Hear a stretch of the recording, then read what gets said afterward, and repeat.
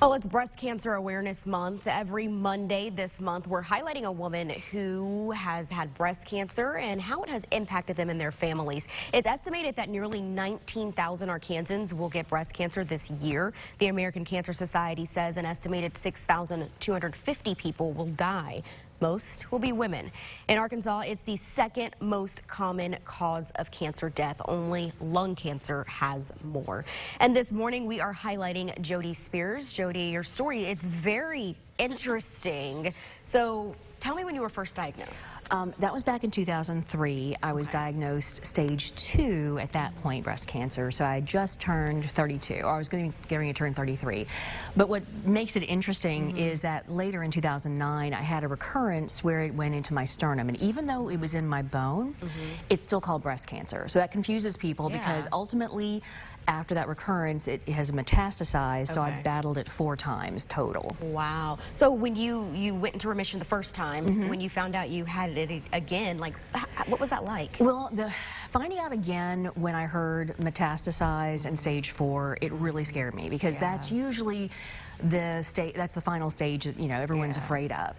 But so much has been done that I've been able to live, again, since 2009 it metastasized, and here it is, you know, I've gone through it a couple more times, but I'm still here, and right now my scans are good.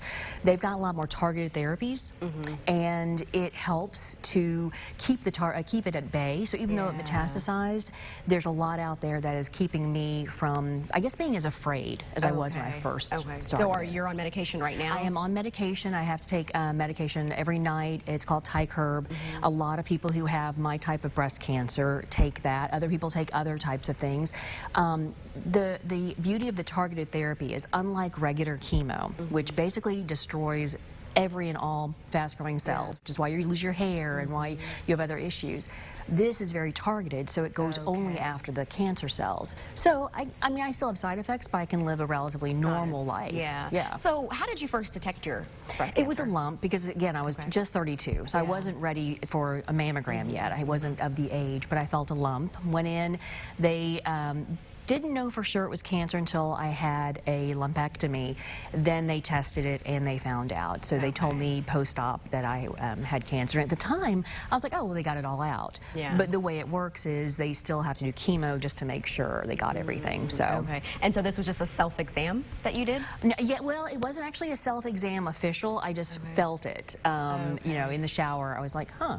And that's, I guess, you know, you could do a self-exam, but you just happen to feel it. And I was like, this is not normal.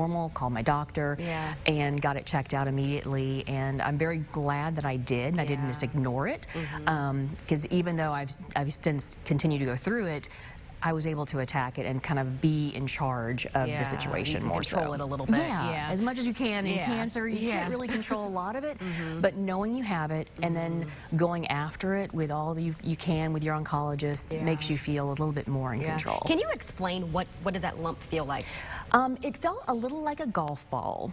And it felt like about that size, and it just was it was hard, you know, you couldn't miss it. Now, for some people, the lump may be smaller, and they do, you know, there are examples. You can go to your doctor, and they'll like show you what it might feel like.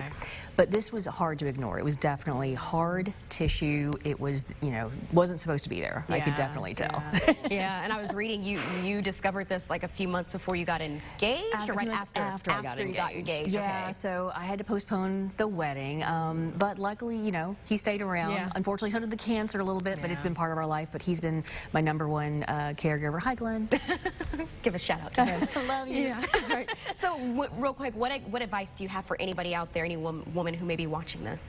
I guess the thing is, don't be afraid. Again, I've got metastatic breast cancer, and that's the thing everyone fears, but I've been living with it for years now. I mean, I guess it's almost, what, 11 years? Yeah, 11 years now.